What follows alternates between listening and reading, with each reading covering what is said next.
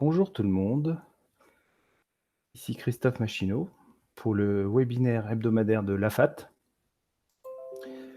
Donc, vous êtes un petit peu habitué à cette formule. Durant le week-end, on fait un point marché de tous les principaux actifs et indices qu'on trouve pertinents. Et il y a 3 semaines de cela, je vous avais fait un point. Alors, je tiens tout de suite à faire un mea culpa, car durant ma présentation, j'avais indiqué en préambule qu'il fallait regarder le verre à moitié plein ou à moitié vide, lorsqu'on fait de l'analyse technique et qu'à court terme, je privilégiais, une approche plus bear, donc une approche,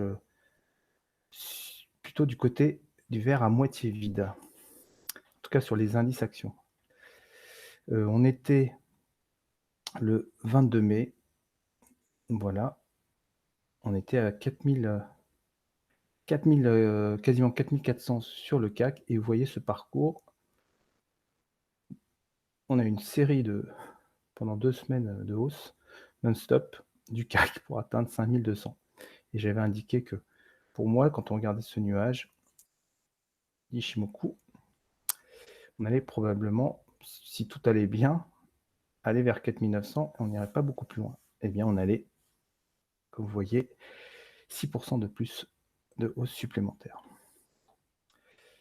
Voilà, donc c'est vrai que l'analyse technique nous demande à garder toujours beaucoup d'humilité et quand on regardait le graphe hebdomadaire, donc le graphe daily, si on se remet dans le contexte, voilà, je fais un petit. Ça, c'était le graphe il y a 3 semaines. Honnêtement, ça donnait pas envie puisqu'il y avait la Kijun qui était au-dessus en daily. Vous voyez la Tenkan qui est fragile. C'était certes au-dessus de la Tenkan, mais il y avait un risque qu'on traverse facilement la Tenkan et qu'on plonge. De façon analogue, le graphe hebdo, je vais le remettre dans le contexte ici. Certes, on était au-dessus de la Tenkan, mais on était bien loin de Kijun et c'est pour ça que j'avais dit que si ça voulait bien monter, ça irait vers Kijun à 4870 ou en haut du Kumo Daily. Tu vois, c'est le graphe hebdo. Alors, donc on voit qu'on peut facilement se tromper, c'est normal. Alors, c'est pour ça que pour être un peu plus dans l'instantanéité et ne plus avoir de biais dans les analyses, et là, moi j'avais un biais bear parce que je regardais l'hebdo et le daily, on va, pour être un peu plus dans le temps, dans un temps plus proche, je propose de faire des graphes 4 heures. Pourquoi le 4 heures? Bah, tout simplement, ça permet d'avoir plus d'informations sur les dernières séances, les dernières bougies. Ce qu'on a peu dans le daily et bien entendu sur l'hebdo, on n'a rien du tout quasiment.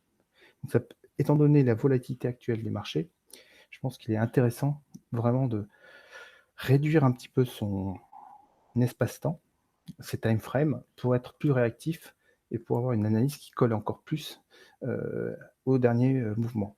Je m'explique.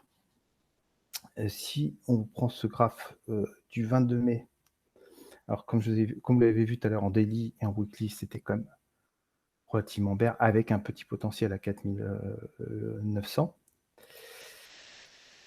Je me remets dans le même contexte le 22 mai sur le 4 heures. Voilà. Là, on a une histoire qui est un peu différente, qui nous donne je ne vais pas dire un biais ultra positif, mais qui permettait de nous signaler un potentiel retournement qui s'était donc mis en place à partir du 14 mai et qui pouvait se poursuivre. Pourquoi? Simplement, on avait sur le 4 heures, cette bougie qui était déjà en avance, commençait à sortir, donc ça on était vendredi soir, sur le futur CAC et vous voyez que la lagging, pareil, de façon analogue, avait tout traversé, était bien au-dessus des prix, était proche en fait de sortir, de traverser Kumo, et donc d'être complètement synchrone avec les prix. Ça nous aurait donné, voilà, si les prix poussaient comme ça, Kumo aurait poussé de façon analogue en passant par un nuage très resserré, ce qui était le cas sur le 4 heures. Donc voilà, on va, en tout cas sur mes analyses, sur mes webinaires, je propose de rajouter le 4 heures pour pouvoir être un peu plus dans le court terme. Oubliez le weekly parce que de toute façon, si on fait des graphes weekly, on garde en tête la formidable chute du mois de mars, forcément, et le rebond spectaculaire qu'on a depuis 3 mois, notamment sur les indices américains. Voilà, là on termine sur le CAC. Vous voyez ici, on voit bien sur le 4 heures ce potentiel de sortie avec après le nuage qui va se former, qui va être en soutien et ce qui explique a posteriori, et là je retire le replay, toute cette évolution, voilà, où vous voyez la Tenkan est toujours en soutien sur les prix, ça pousse, ça pousse, ça pousse, ça pousse. En fait, là, à partir de ce moment-là, on n'a plus aucun signal bear, ou dans une situation qui était comme très compliquée quand on regarde en weekly. Là, on a l'impression qu'on n'a plus affaire au même graphe. Et là, vous avez le premier warning, c'est cette grosse bougie bleue, le 9 juin, avec cette chute du RSI. Et on peut se dire, est-ce qu'on prend ces bénéfices ou pas? Mais jusqu'au 9 juin, vous n'avez rien. Et le fait de rester sur du 4 heures permet d'être un peu plus sur du court terme. On peut être, bien entendu, descendre sur du 1 heure, mais je pense que là, ce n'est pas le propos. On a plutôt l'habitude d'être quand même sur du moyen long terme. On ne va pas faire du trading quand on fait un webinaire hebdo sur toutes les classes actives. Soyons clairs. Ici, voilà, vous voyez le daily. Je fais le même, je retire. Voilà, et vous avez cette poussée. Donc on passe des situations quand même très incertaines, très bear. Bon, certes, il y a de l'optimisme, on voit en daily, mais ça va beaucoup moins vite que sur 4 heures. Et hebdomadaire qu'on a vu, on se retrouve toujours en dessous du nuage. Alors, maintenant, on est le 21 juin aujourd'hui. Bonne fête des pères. Qu'est-ce qu'on fait sur les indices actions? Donc, pour le moment, moi, je ne regarde plus le weekly. On va vraiment rester plus sur du spontanéité parce que le weekly nous dit que pour le moment, la situation reste relativement compliquée, mais néanmoins, on est parti d'une situation qui était avec peu d'espoir, avec une situation où on peut encore continuer d'évoluer et pourquoi pas d'aller chercher le Kumo. Mais là, ça reste trop vague dans le contexte actuel parce que les marchés vont beaucoup trop vite pour pouvoir rester sur de l'hebdo. Le 4 heures, c'est ça qui va nous intéresser. Alors, le 4 heures, depuis le 8 juin, on a vu tout à l'heure, quand on a défilé les bougies, on a eu cette bougie bleue qui était très agressive. On voit que c'est cette bougie bleue qui a un petit peu inversé le sentiment ultra bull qu'on avait depuis la fin mai. Et c'est un petit peu, on va dire clairement, un bull trap. On a eu néanmoins, après le plongeon, donc pendant une semaine compliquée entre le 9 juin et le 12 juin, vous voyez, on a une tentative de sortie du nuage qui a été avortée. Alors, pour ceux qui s'intéressent,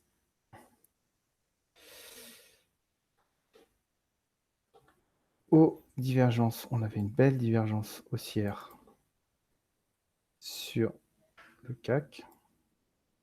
Voilà.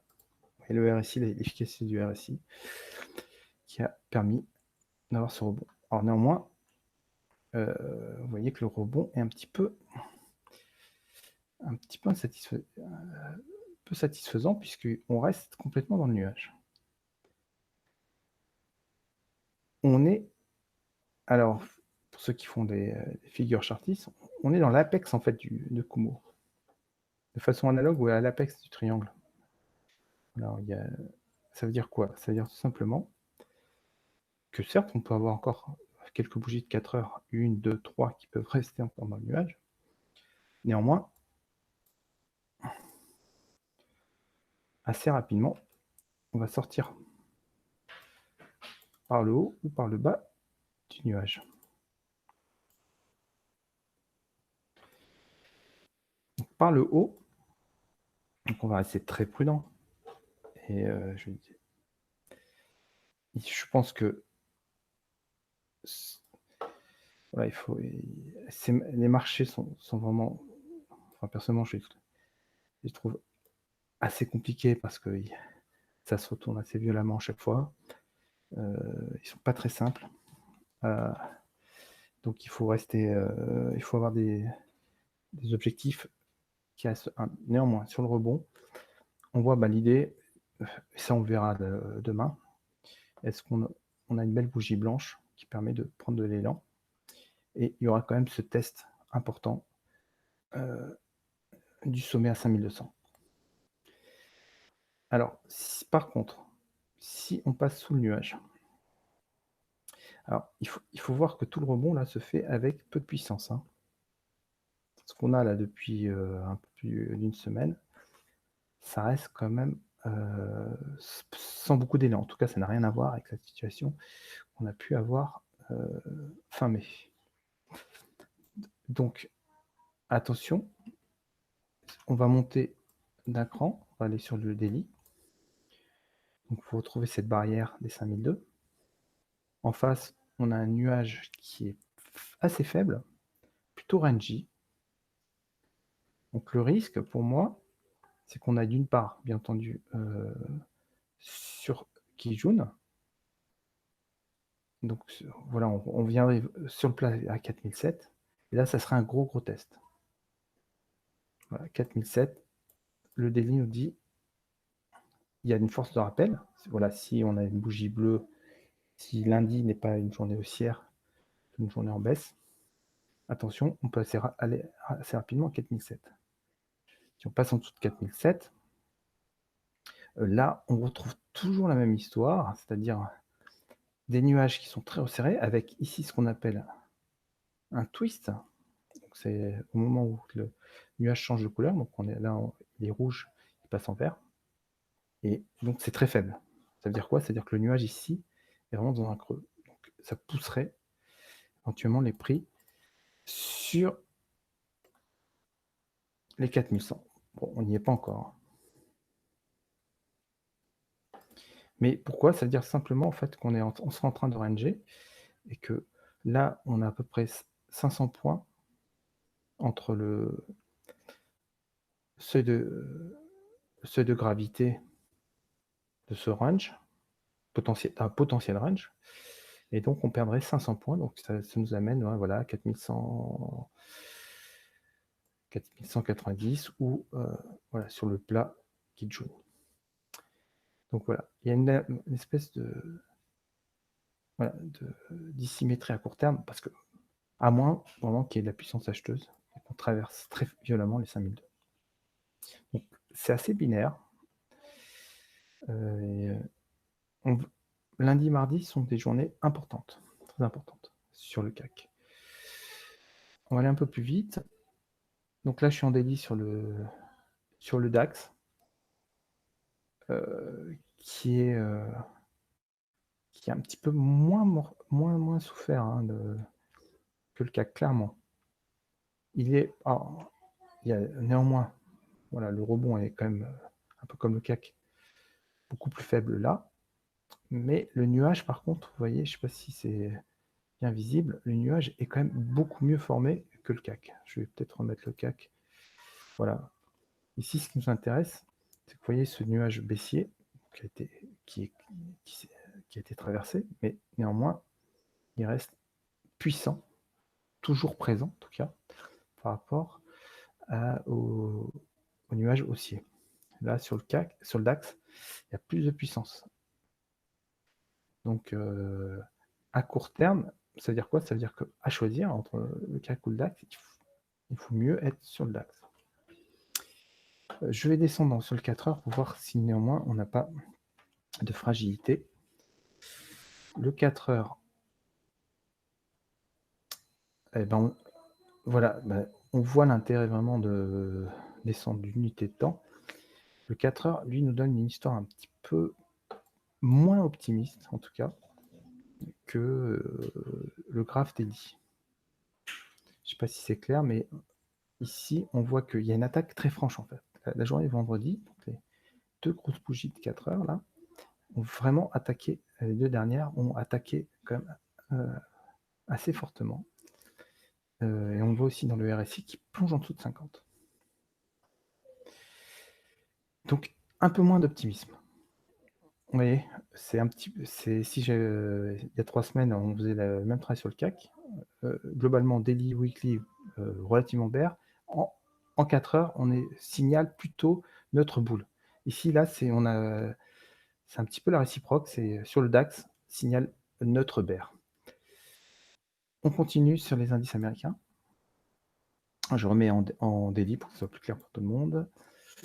Voilà, le CAC et le DAX pardon, et le S&P ont un petit peu la même configuration, avec néanmoins un point qui nous intéresse, voilà, c'est quand ça a plongé donc le 15 juin 2936. On va garder ça, c'est vraiment le support.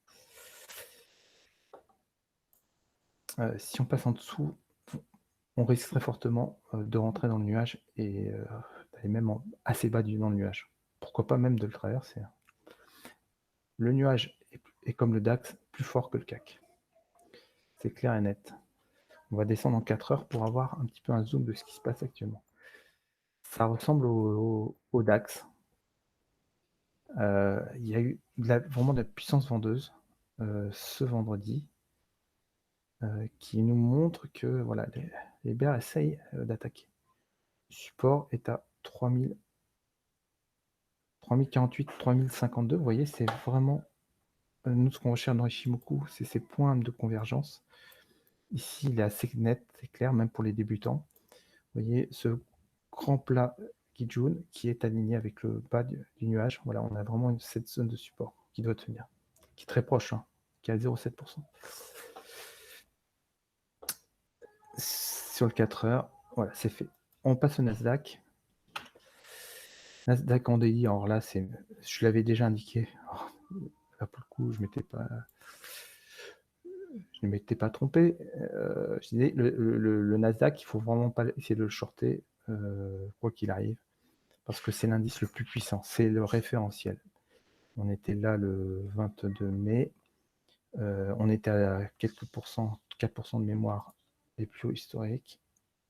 Ouais, voilà, 3,7. Et vous voyez le parcours complètement irréel du Nasdaq, qui considère que tout va bien pour les valeurs de l'Internet. Alors pour moi, ça ressemble à une bulle. On est bon gré mal gré, quoi qu'on en dise. C'est ça, on est au même niveau qu'ici. Donc c'est une bombe à retardement. Même si ça semble boule, c'est une bombe à retardement. Ce qui est arrivé là réarrivera, a priori. Alors on ne sait pas quand, mais ça va réarriver. Parce qu'on est dans le forcing. On est dans le forcing. Même si on regarde le fondamental, on va forcément dire que c'est pas possible. Et même graphiquement, quand tout va bien, comme ici, là, c'est suspect. Et là, la correction, elle remet les pendules à l'heure. Il faut que ce soit un peu plus bataillé quand même. Et là, c'est pareil, c'est suspect. Alors, on le sait qu'il y a des achats de titres des banques centrales et que ça fausse le jeu. Bon, néanmoins, voilà, le Nasdaq, même s'il fallait à un moment donné se dire que le marché va plonger, on ne sait pas, on ne sait pas quand, premièrement, et deuxièmement, c'est pas le Nasdaq qu'il faut shorter. Parce que même dans la vague de baisse, le Nasdaq a baissé moins que les autres indices. Donc il faut garder ça en tête.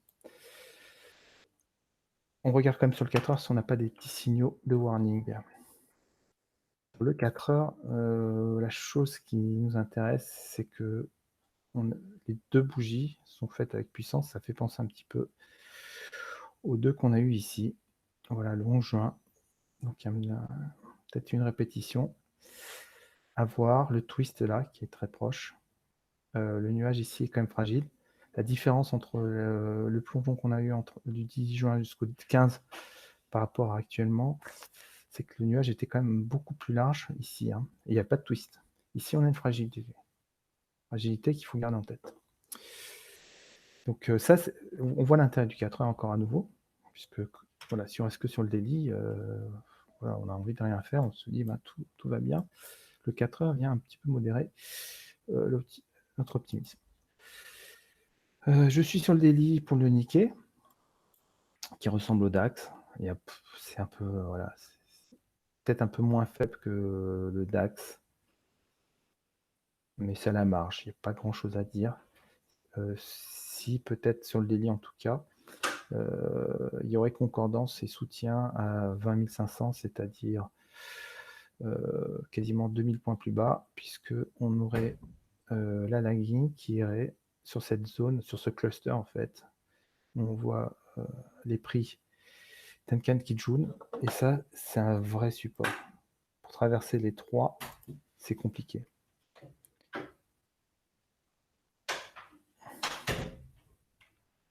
Je vais mettre un petit carré pour qu'on voit plus clair. Pour que ça soit clair pour tout le monde, parce que l'objectif aussi de ces webinaires, c'est que ça soit pédagogique, que vous appreniez des choses. Donc ici, je disais, là, on a un cluster.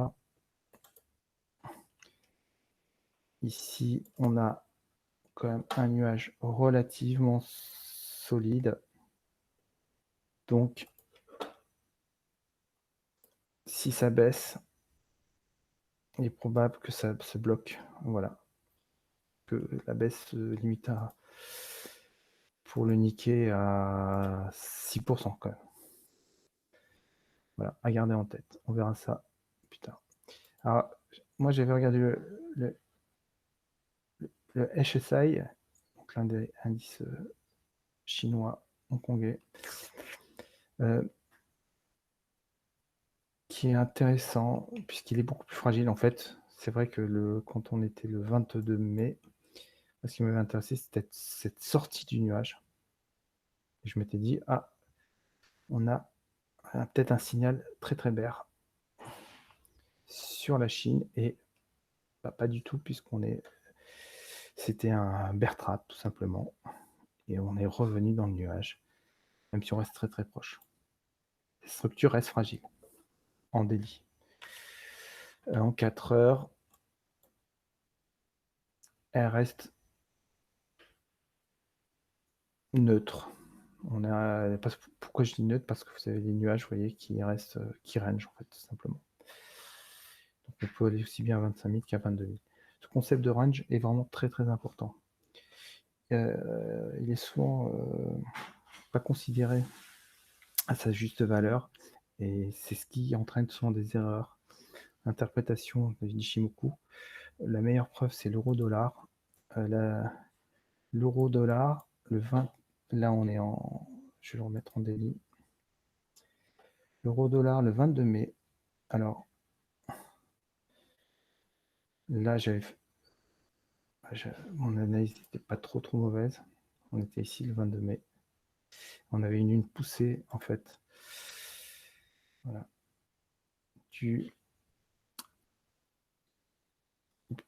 Une poussée en faveur du dollar depuis plusieurs semaines, et un petit rebond de l'euro vis-à-vis du dollar. Et le consensus, et je vais dire honnêtement, je pense 90% des analystes et des traders étaient long dollar.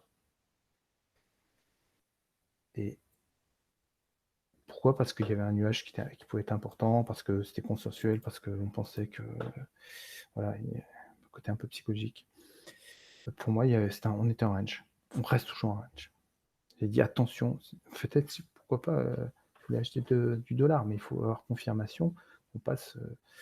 on efface au moins les quelques bougies de rebond sur de l'eurodoll, passer en dessous des 1,07 748. Je dis, mais il y a un risque qu'on puisse aller au range vers pourquoi pas un 11, un 11 476, voire un 14. J'ai dit, moi, je ne prononce pas. Je préfère. Et en plus, le fait que tout le monde dise qu'on lise à droite à gauche qu'il fallait tout le monde de l'art, c'était un petit warning pour me dire attention, ça va peut-être aller dans la direction opposée. C'est exactement ce qui est arrivé. On est allé dans le haut du range. Voilà la beauté d'Ishimoku. Quand on l'interprète bien, attention. Parce que si vous voyez juste le nuage rouge, vous dites l'eurodoll va plonger. Et ça, c'est parce que votre œil n'est pas assez exercé et que vous ne voyez pas le range qui se met en place sur les sommets de Kumo, ici, et sur les bas de Kumo.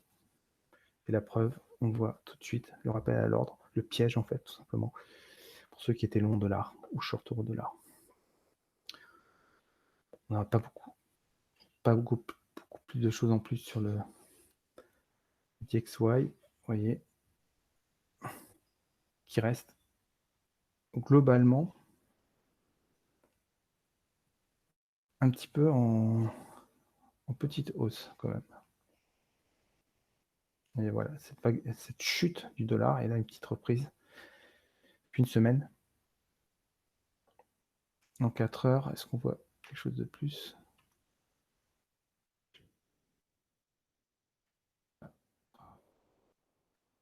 Alors, d'où l'intérêt de descendre en 4 heures, puisqu'on voit qu'il y a une construction en effet en faveur du dollar. Construction boule.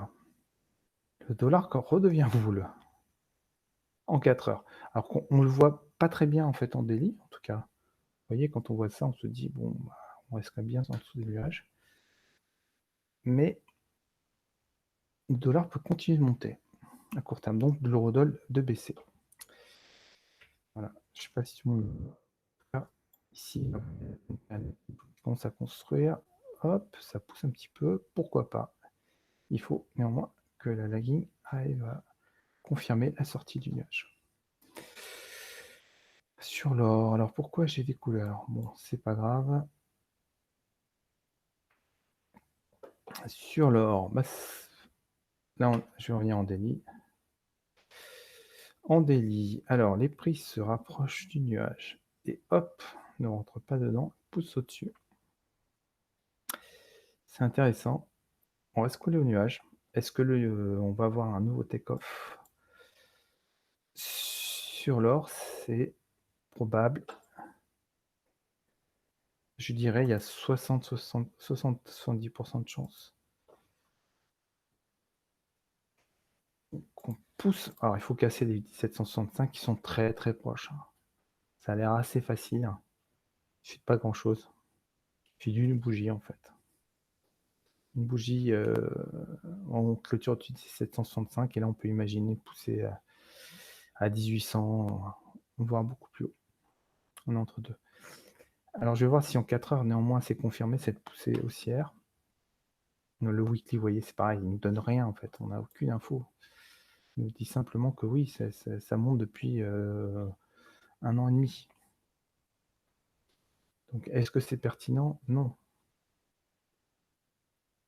Non, si on veut faire des investissements sur quelques semaines, le weekly ne permettra pas de le faire. Il ne vous aidera pas si ça consolide et qu'on pousse à 1500.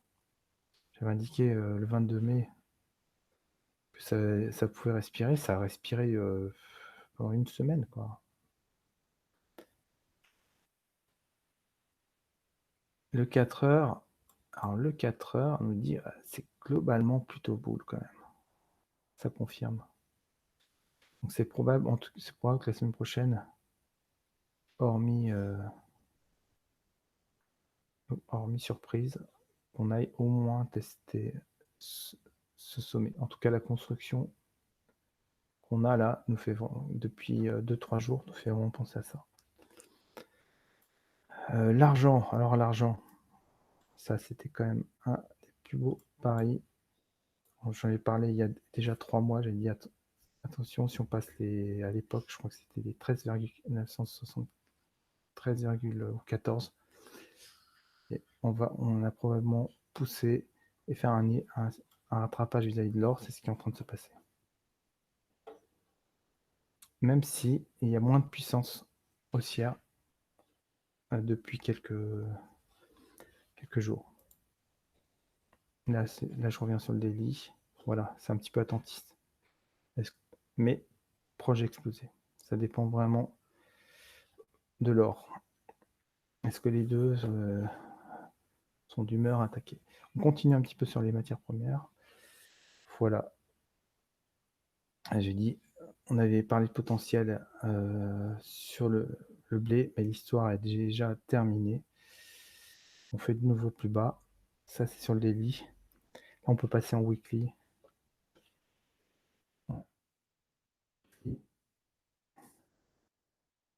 Ouais. C'est a priori, si cette semaine on passe en dessous des 4,76, le blé va continuer de baisser. Le pétrole, ça intéresse beaucoup de monde.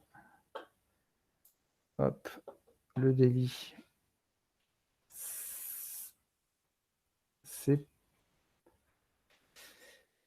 ça se semble plutôt boule.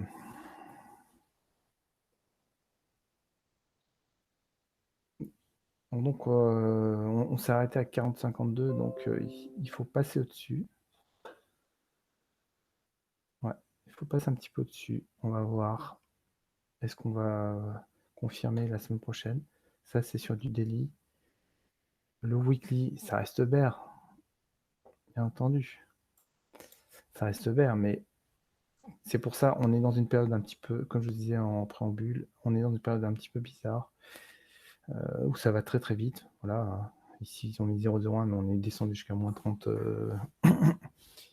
moins 39 ou moins 40 $, donc tout est possible. Ce type de période, voilà, il faut. Les graphes weekly, c'est vrai, ont beaucoup moins d'intérêt.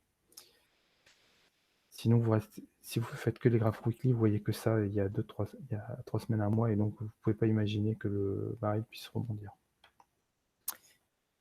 Le 4 heures, plutôt rangy, hein. Plutôt rangy, hein. Même dangereux mais à la limite. Hein. Pourquoi dangereux? Parce que c'est rangy, donc ça veut dire quoi? C'est-à-dire simplement on peut traverser très rapidement les nuages et revenir bas du range, c'est-à-dire 34. Un petit peu ennuyeux. Parce qu'en dessous de 34, par contre, là, ça va devenir très compliqué. Si on a une divergence. Alors, attendez. Hop, on fait un divergence, ça c'est du 4 heures. C'est sûr qu'une configuration type le double top est moins puissante sur du 4 heures que sur du daily, c'est évident. Néanmoins, on a quand même une configuration un petit peu de type double top. Plus le range. Donc en fait, le bas du range, c'est la ligne de coup, et en dessous de la ligne de coup, si on passe en dessous des 34, hop, on va à 28. Ouais. Encore, on voit à nouveau l'intérêt du 4 heures. Donc,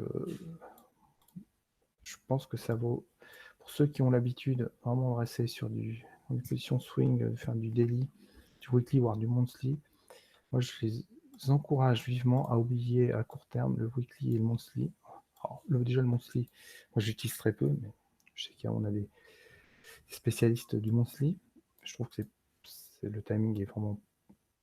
Soit on est un petit peu, on arrive à 1, 2, 3 mois trop tard. Donc typiquement, vu les mois qu'on a depuis 6-9 mois, si vous attendez un signal boule au mois d'avril, un signal bear au mois d'avril pour shorter et un signal boule au mois de mai ou juin pour acheter, vous êtes un petit peu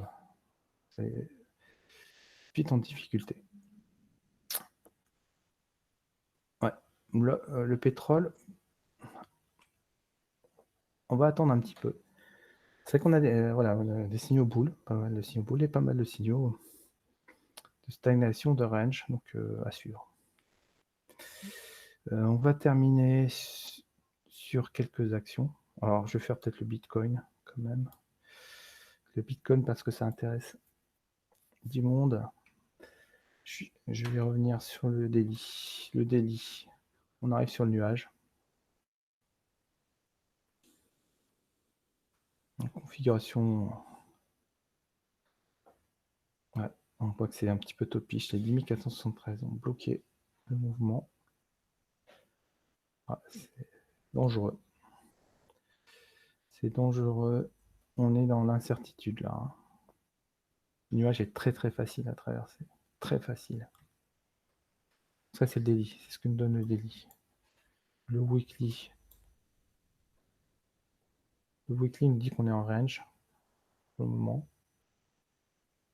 Donc on peut revenir, oui, c'est ça, il y a une force de rappel à 7000. Ça, c'est important. Vous voyez qu'on voyait là qui joue comme ça, qui est aussi éloigné. Force de rappel. Soit elle se réveille, mais pour qu'elle se réveille, il faut qu'on le Bitcoin repasse très très rapidement au-dessus de 10 000 là dans les jours qui viennent. Ouais. Ça, pour moi, c'est plutôt vert à court terme. En tout cas, Renji. À suivre. Faut voir si on arrive à passer au-dessus des 10 000 déjà. Première étape. Puis surtout des 10 500 pour conforter la sortie du nuage, la tentative de sortie du nuage qu'on a en weekly. Et le 4 heures, voilà, vient un petit peu mettre en phase. Alors ça cote hein, le dimanche. Côté un caractère où il y a moins d'ardeur de l'achat. Vous voyez, quand même, le 2 juin, on a eu tentative de tirer le Bitcoin. C'est une alerte. Hein. Ça veut dire qu'il y a des petits malins qui ils veulent vraiment le shorter. Hein. C'est toujours les mêmes, là, 8100 et 860. Pour le moment, ils ne gagnent pas. Et le jour où ils prennent la main, ça plonge. Bon, on termine sur quelques valeurs.